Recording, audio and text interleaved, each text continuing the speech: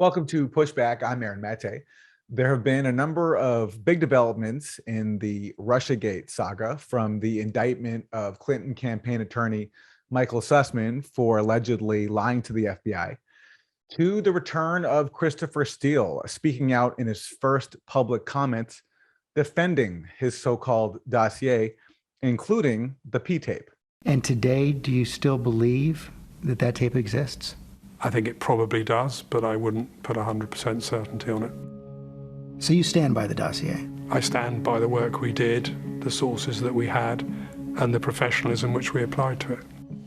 Well, joining me is someone who has played a critical role in exposing the fraud and surveillance abuses behind Russiagate.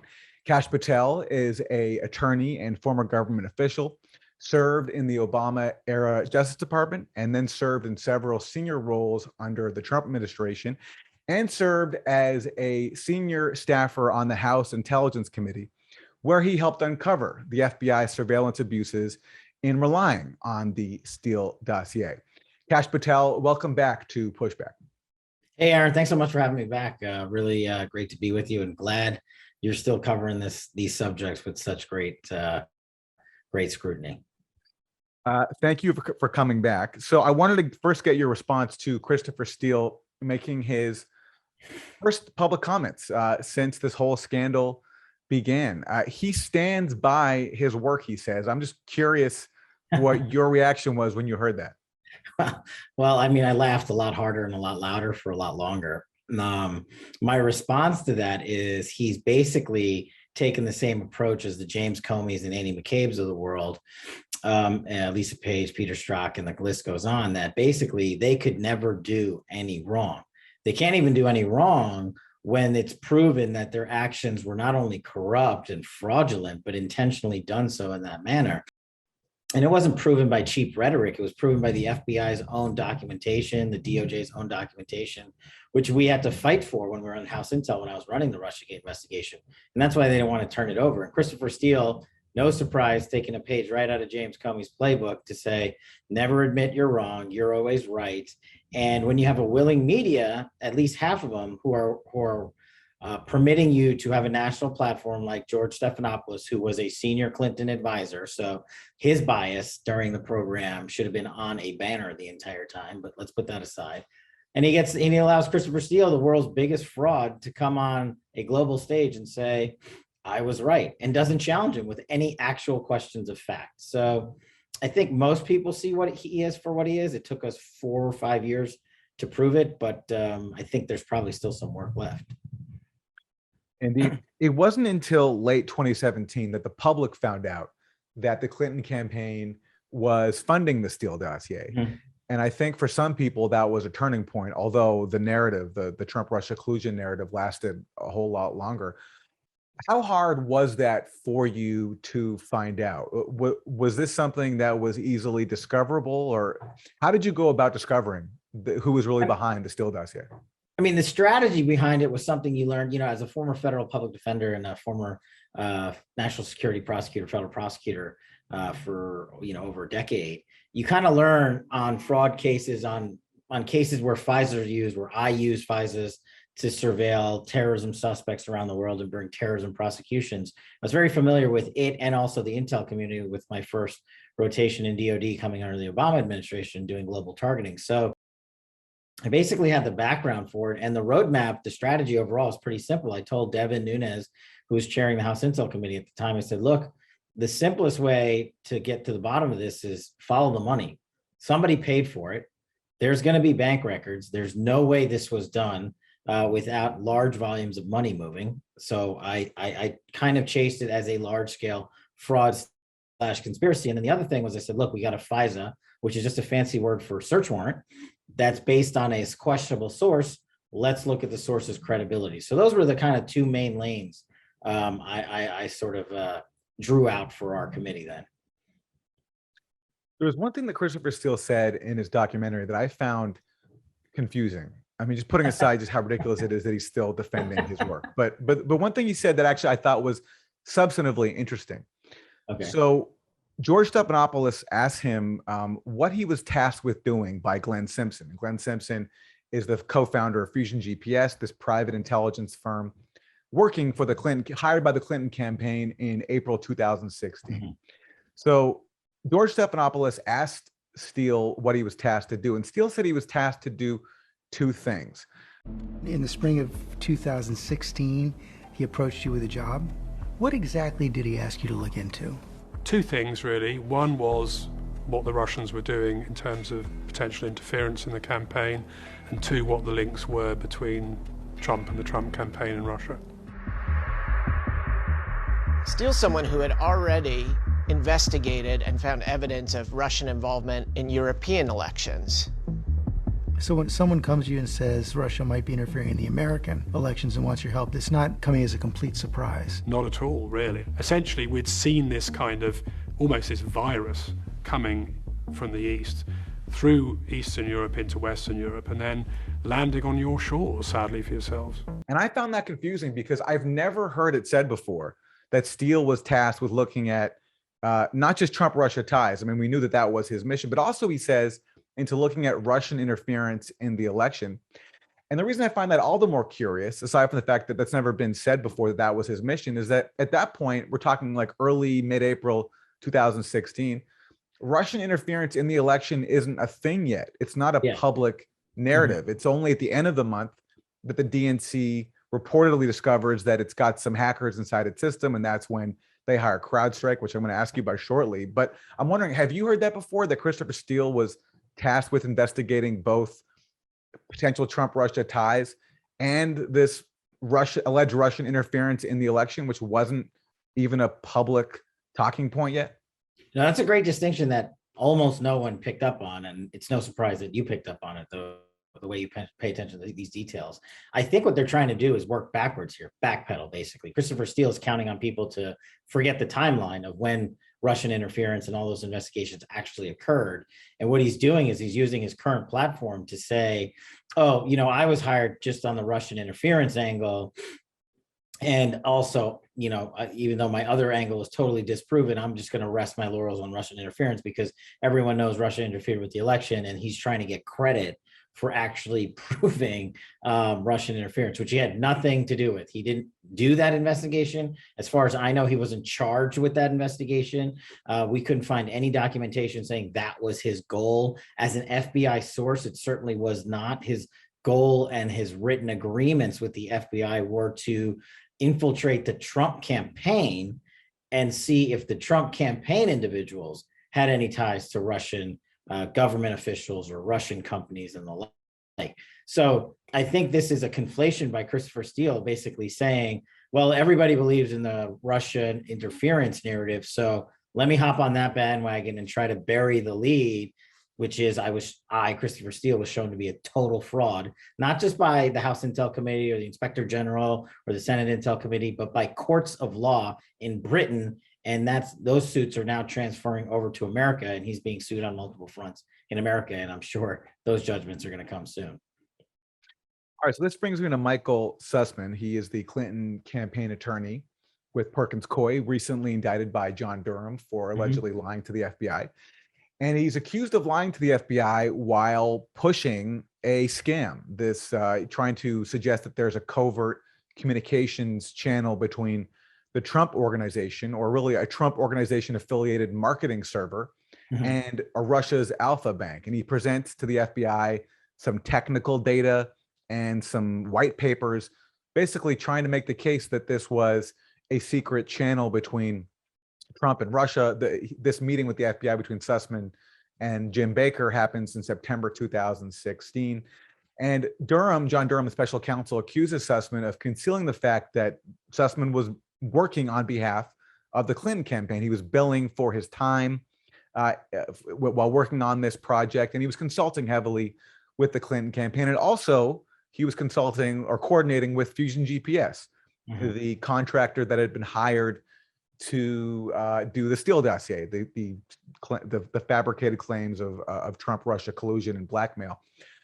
When you were looking at the origins of the Russia investigation, I know that you interviewed Michael Sussman when he came into the House Intelligence Committee. Did you come across this Alpha Bank story as a part of your work, and did you see it as a part of the fraud, as John Durham is now laying out in detail? Yeah, so actually that's a great point. So that's the third leg of our investigation. I talked to you about the first two tracks that we sort of stood up. The third one is witnesses.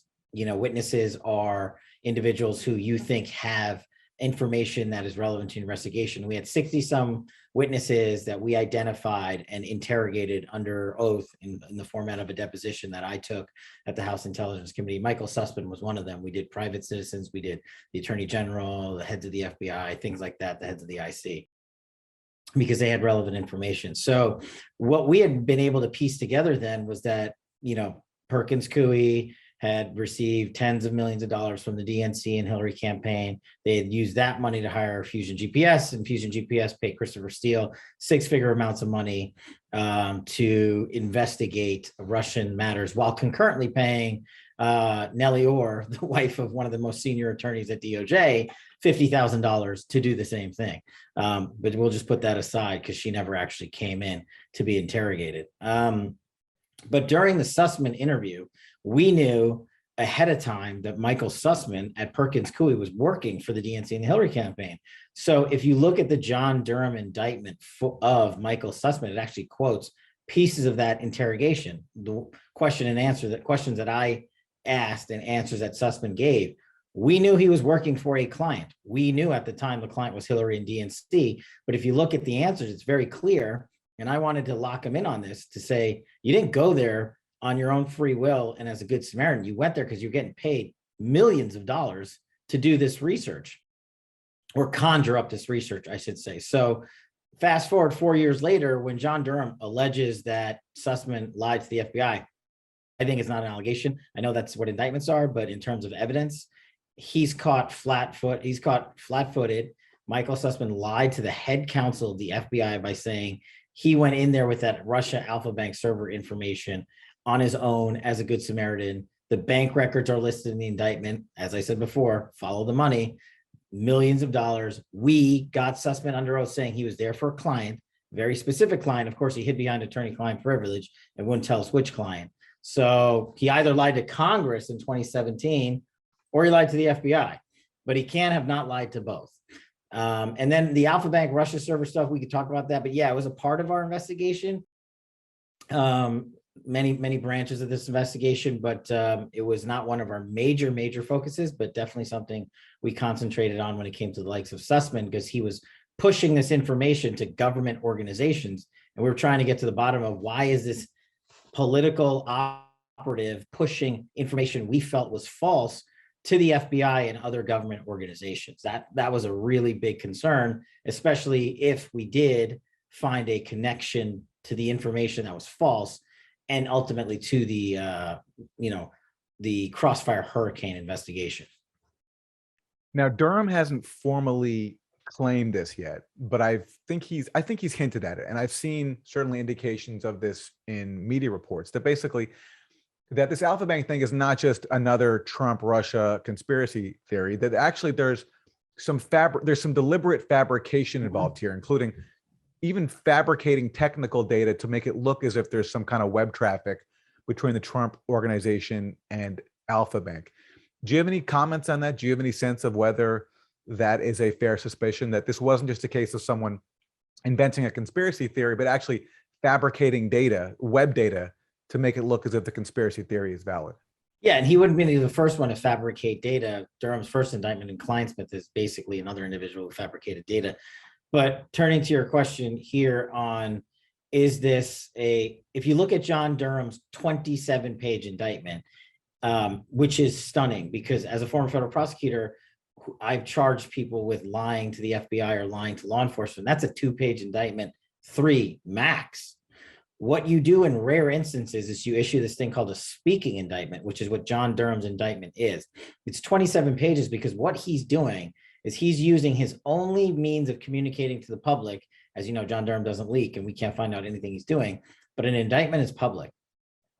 And he basically lays out a fraud style conspiracy, a mob conspiracy almost, by listing 8 to 10 individuals by name, and we can go through and we know who they are. He's not allowed to list their names, but we know exactly who they are.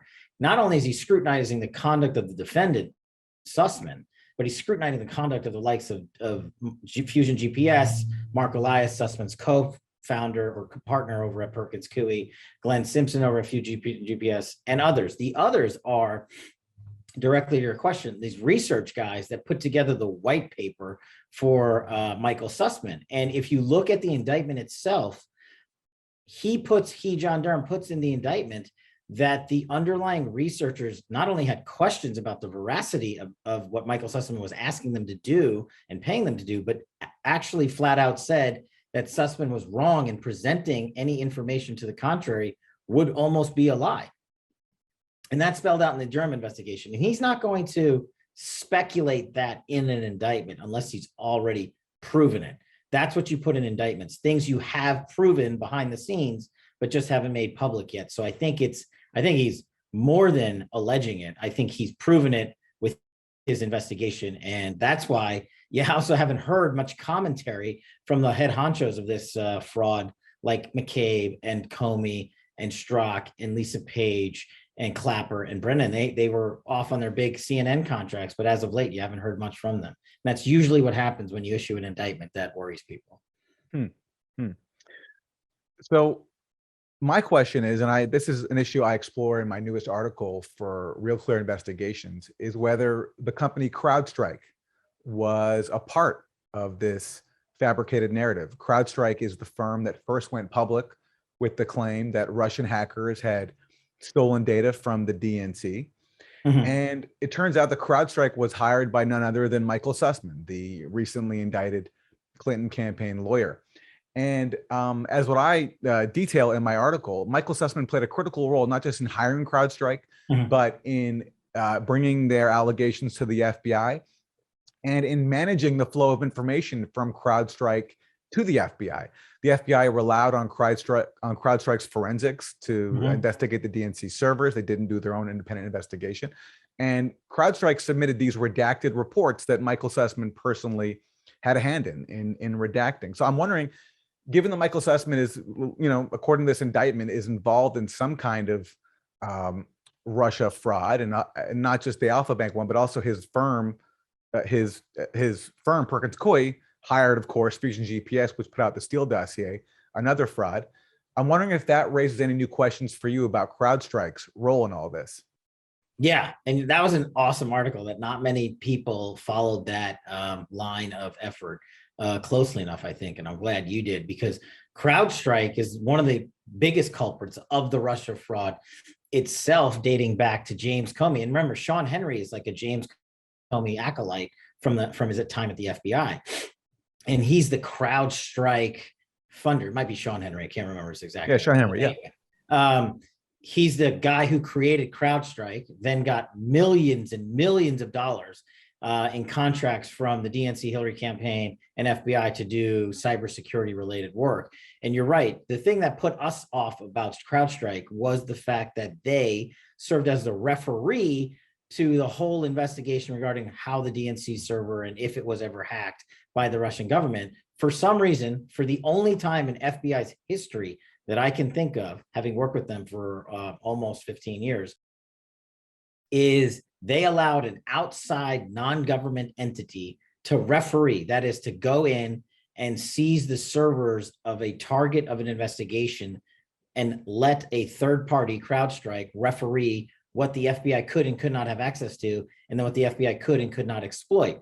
So of course, then you have James Comey come back and say, make the blanket statement that, we couldn't find anything on the servers of value to the Russia investigation. That's because they never had the entire server. And that's why I think your article is so poignant, because someone needs to go in from government, and I'm hoping John Durham did this, and go and obtain those servers in their entirety and have them exploited by the government and an FBI you can trust. And I think John Durham has some folks over there that are doing the right work. And I think you will find that there just aren't these types of coincidences in government. There's no way that Michael Sussman, the head lawyer, one of the head lawyers for the DNC and Hillary campaign, former DOJ attorney for cyber crimes, and then you have Sean Henry, former FBI official at CrowdStrike, who was hired not only by the FBI, and the DNC, but Sussman as well. There's no way these characters act together in concert to perpetuate the biggest fraud in US presidential history. And then us say publicly they didn't have anything to do with the Alpha Bank stuff. I think they're knee deep in the Alpha Bank stuff. If you're paying this company millions of dollars to do cyber work to get the details of the Alpha Bank stuff, then I think CrowdStrike, I believe, is heavily involved. And I think that's what John Durham's looking at. I know that Jim Comey explained publicly that he said that the FBI tried to get access to the servers, but they were denied it. So he said that they settled for CrowdStrike, which he called a highly respected company. Have you been able to, when did the DNC provide access to the FBI for your technical folks to review what happened? Well, we never got direct access to the machines themselves. The DNC in the spring of 2016 hired a firm that ultimately shared with us their forensics from their review of the system. Director Rogers, did the NSA ever get access to the DNC hardware? The NSA didn't ask for access. That's not in our job jar. That would Good copy. So, Director, FBI notified the DNC early, before any information was put on WikiLeaks, and when you have still never been given access to any of the technical or the physical machines that were hacked by the Russians. That's correct, although we got the forensics from the pros that they hired, which, again, best practice is always to get access to the machines themselves, but this, my folks tell me, was an appropriate substitute. And the FBI in this case, unlike other cases that you might investigate, did you ever have access to the actual hardware that was hacked, or did you have to rely on a third party to provide you the data that they had collected? In the case of the DNC, and I believe the DCCC, but I'm sure the DNC, we did not have access to the devices themselves. We got relevant forensic information from a private party, a high-class entity that had done the work, but we didn't get direct access. But no content? Correct. Isn't content an important part of the forensics from a counterintelligence standpoint? It is, although what was briefed to me by my folks, the people who were my folks at the time, is that they had gotten the information from the private party that they needed to understand the intrusion by the spring of 2016. Do you know what happened there? Has there ever been any attempt to find out was there a serious attempt by the FBI to get access? And do you know who denied it and what actually happened? Because as you say, it's incredibly strange to let the victim, the purported victim, the Democratic Party, control the investigation of this most critical issue, this foundational issue of the hacking of the DNC server. I mean, this was the incident that basically kicked off Russiagate. Yeah, I mean, it's a big deal to have one of the two largest political parties in the United States of America say they were hacked by one of our biggest opponents. You would want the US government to find that out for the American people. Didn't matter if it was a DNC that was hacked or the RNC, you would want to know that. And what James Comey did was he basically said, I am smarter than everybody else, which is what he always does, and used government speak to trample on how an investigation is normally run. Here's how you get to the details, Aaron. You subpoena the servers. You, the FBI, and the Department of Justice have full out subpoena authority on an investigation of this magnitude when you're saying a foreign country interfered and broke into the servers of a political party in America. You can go to an Article 3 judge and get a warrant overnight for that. They refused to do that. When we asked them why they didn't do that, they didn't give us an answer. They just said what you said a little bit ago. CrowdStrike's great. We can trust them. I've never in my life, and this goes back to my public defender days, ever been able to convince the FBI that, oh, hey, by the way, what my defendant is saying, the company he used is good enough. You, the FBI, don't have to look at it. Every judge would have laughed me out of federal court. Every FBI agent, and rightfully so, would have said, we're hitting you with a subpoena if you don't want to help us investigate this actual crime. And for some reason, James Comey was able to dupe the Obama administration's DOJ, and then later the Trump administration's DOJ, into continuing this charade. And he has never been asked pinpoint a question and answer on that doesn't result in him saying CrowdStrike is great. Just to underscore how curious it is, because I don't think many people know the sort of the players here. So you have in the same month, you have the Clinton campaign via its lawyers at Perkins Coie hiring both Fusion GPS and CrowdStrike. Fusion GPS is hired at some point in April 2016 to investigate Trump-Russia ties. Shortly afterwards, they then hire CrowdStrike to investigate the alleged hacking of the DNC server. Right. And then in June, CrowdStrike comes forward with the claim that Russia's hacked the DNC. And shortly after that, Fusion GPS produces the first of its many Steele reports. And basically, through these two contractors, the Clinton campaign gets to have unprecedented influence over one of the most consequential national security investigations in U.S. history, and an investigation that completely engulfs their political opponents in the Trump camp. So via Fusion GPS, the FBI via Fusion GPS, the Clinton campaign basically plants Trump-Russia conspiracy theories in the media and the FBI, because we know now, thanks to your work, that the FBI relied on the Steele dossier for investigative leads. They maintained a spreadsheet, basically checking off every single lead they could get from Steele, and they also relied on Steele for the surveillance warrants on Carter Page. So that's a scandal. And then when it comes to the Russian hacking allegation, they rely on the reports of CrowdStrike instead of doing their own investigation of the DNC server. So you have this unprecedented scandal and an unprecedented situation where you have a political operation controlling essentially the flow of information to it, which is just pretty remarkable. Let me ask you about the CrowdStrike reports. I spoke to a source for my story who is not authorized to discuss the contents of the CrowdStrike report, so I can't name them. But what they basically told me is that from what they reviewed, there were many reports. They reviewed some of them. They were left very unimpressed by these CrowdStrike reports. And what they told me is basically it looked to them as if CrowdStrike was trying very hard to make a case that they were certain that this was Russian government hackers. In your work on the House Intelligence Committee, did you obtain the CrowdStrike reports, and is there anything you can discuss about them here today? I'll say this, what I can discuss about them. CrowdStrike was a piece of our investigation. We did focus on it, and the details that we're allowed to discuss, I'll just leave to the written House Intel report on Russian active measures. But what I'll say is combine that information that we did issue in public with the John Durham indictment, when he talks about the Russia Alpha Bank stuff and the researchers there that are basically saying the same thing that your source is saying about the CrowdStrike reports. It's not a coincidence that your source, who seems very credible in this instance, and John Durham and us back in the Russia Hipsy days was all just speculating that CrowdStrike might be full of it. I think there's more to it than that style of government coincidence. It doesn't exist. And it means to me that CrowdStrike was heavily involved in not just the genesis, but the specific line that you're talking about here, which is the Alpha Bank server route. I do think those reports need to be made public, and hopefully John Durham is using those reports. To me, as a former federal prosecutor, I think he's actually using those reports, is my read of his indictment of Michael Sussman, and that's why they haven't been made public yet, but hopefully they will be soon, and I think you'll get a more direct answer to your question, but for now, I got to hold there.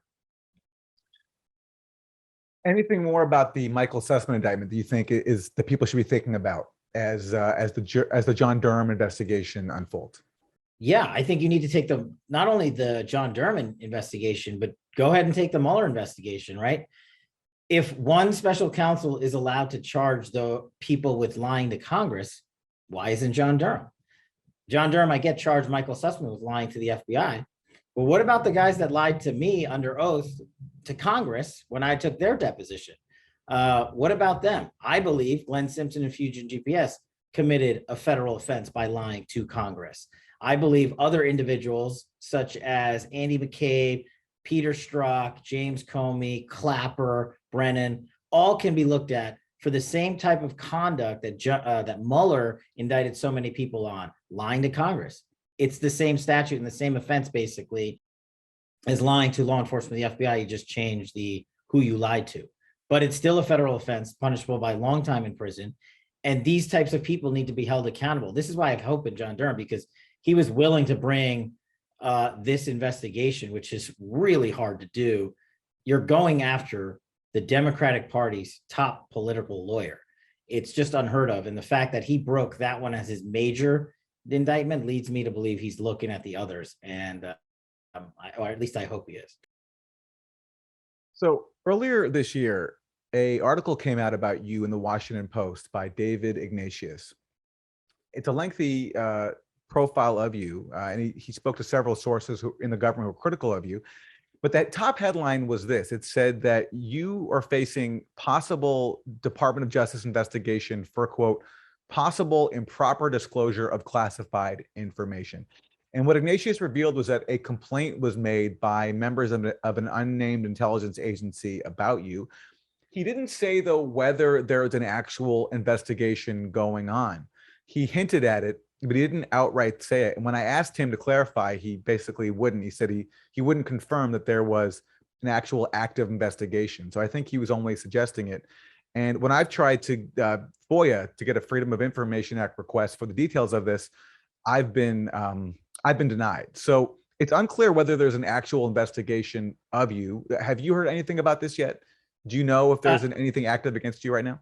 I've not heard anything. And I'll just say this, in terms of David Ignatius and the rest of the media, you cited his headline correctly. He said that I was possibly under investigation. Well, everybody's possibly under investigation for anything.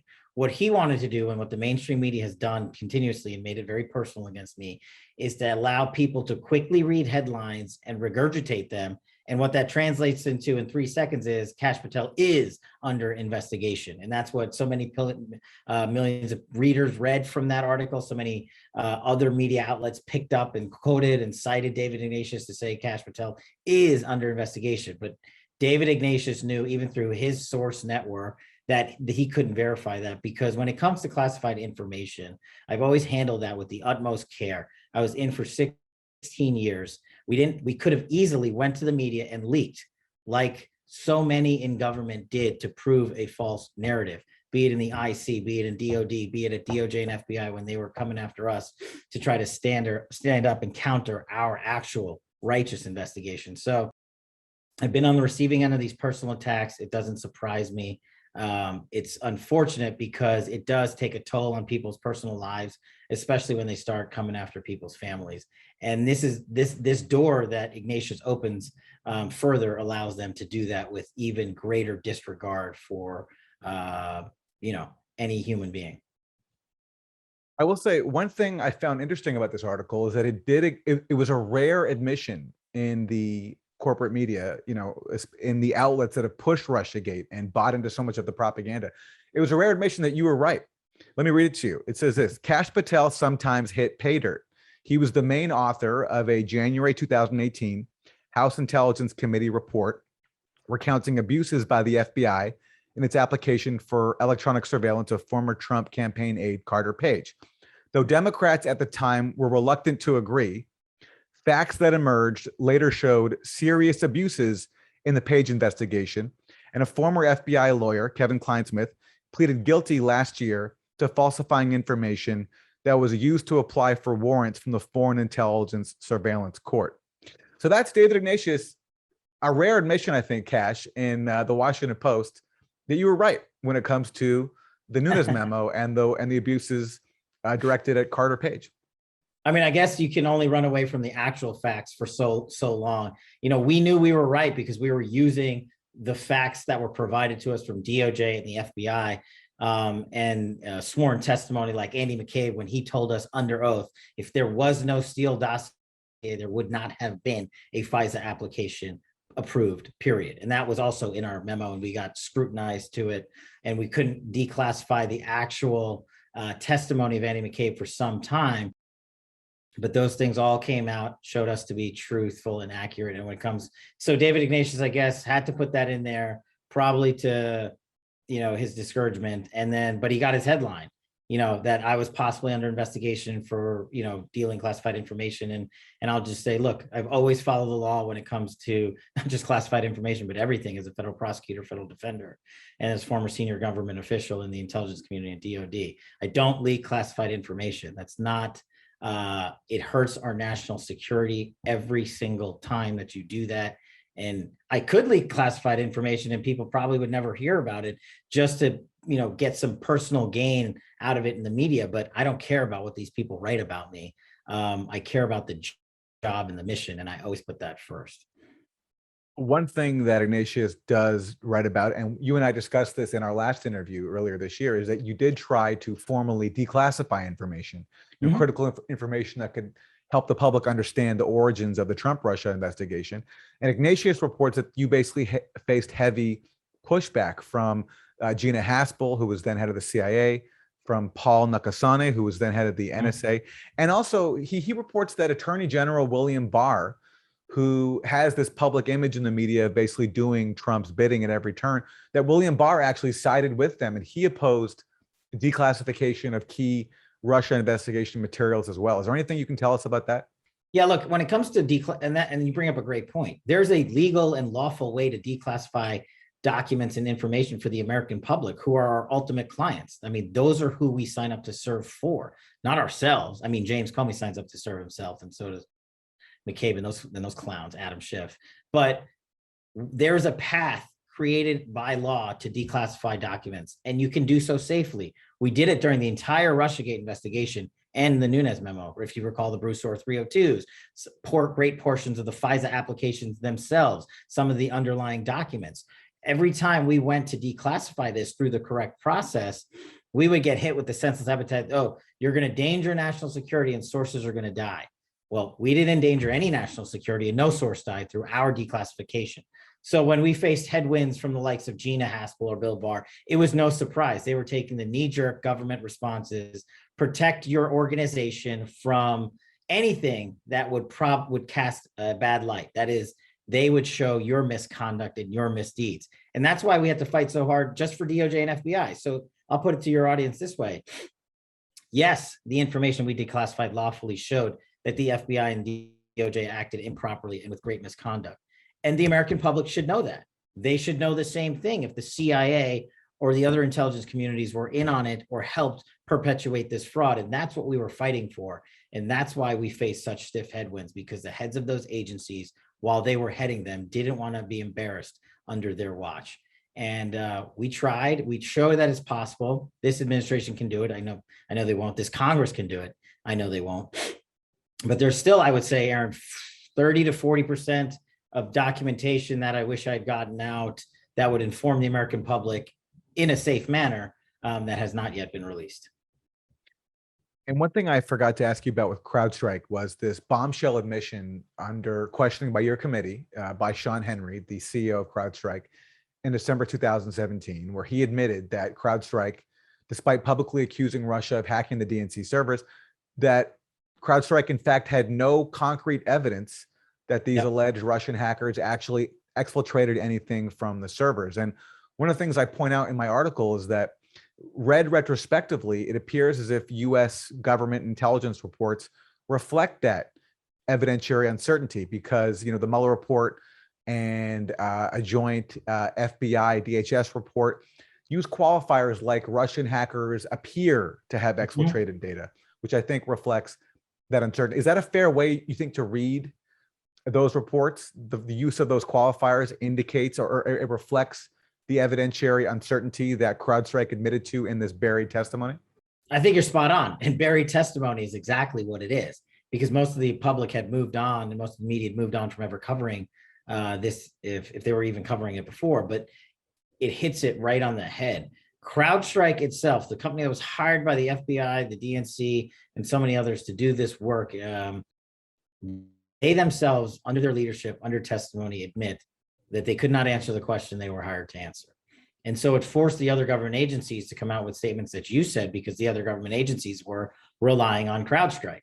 So if they themselves couldn't find the answer to the question, then the FBI, DOJ, DHS, who have you, could not come in and say otherwise, since they already were out there saying we're going to believe what CrowdStrike tells us. And Glenn Simpson, the co-founder of Fusion GPS, when he talked about the timing where CrowdStrike's allegations happen to coincide with his firm's investigations of potential Trump-Russia ties, he called that, quote, sort of an extraordinary coincidence, unquote. That's what he said to your committee. I mean, looking back now, do you think it was an extraordinary coincidence? No, and I'm one of those guys that'll tell you in government there just aren't any coincidences of that magnitude in investigations of that great importance. And so when some people in the Glenn Simpsons of the world, of Fusion GPS, and others such as the Sussmans of the world or the DNC are now saying this is a coincidence and that's a coincidence from the past, and Christopher Steele saying it's all a coincidence, I think that only highlights and metastasizes the problems that John Durham has brought to light. And I think he's going to continue to do that with more indictments to come in the coming months here. All right, Cash, you have a website now called fightwithcash.com. What is that about? Yeah, thanks so much. Fightwithcash.com with a K basically started out as, you can only get so many false epithets slung your way before you start fighting back to clear your name. And that's what we did. I've sued the New York Times, Politico, and CNN for defamation, for falsely providing the world information about me as it relates to the Ukraine impeachment hoax. So I started, long story short, I started those movements myself, and then I would go around the country on Devin Nunes's thing called the Freedom Tour, and we would meet a lot of Americans and talk to them. And they said, hey, we've been defamed, we've been deplatformed by big media and big tech, but we don't have the money to go out there and find good lawyers. So I started fightwithcash.com. You can check out the website. I put out all my content for free. All we ask for is donations to help myself and others fight the mainstream media and big tech. If you've been defamed, you can message me directly there. You can send me write-ups of your cases. We've got lawyers on standby, and we're going to use the Fight with Cash legal offensive trust is what it's classified under law for all valid legal proceedings that we can. So I encourage your viewers to check out fightwithcash.com, and I appreciate you giving me a minute to talk about it. It's really, really important to me. Kash Patel, attorney and former U.S. government official, served under both the Obama and Trump administrations. Kash, it's an exciting time, I think, for people who have been trying to get at the real story of the Russia investigation, and the John Durham indictment certainly has so much detail. And as you talked about, I think certainly suggests that there's a lot more to come. And I look forward to having the chance to speak with you about this again as more developments unfold. Thanks, Aaron. I look forward to coming back whenever you want. Appreciate it. All right, Kash Patel, thanks very much.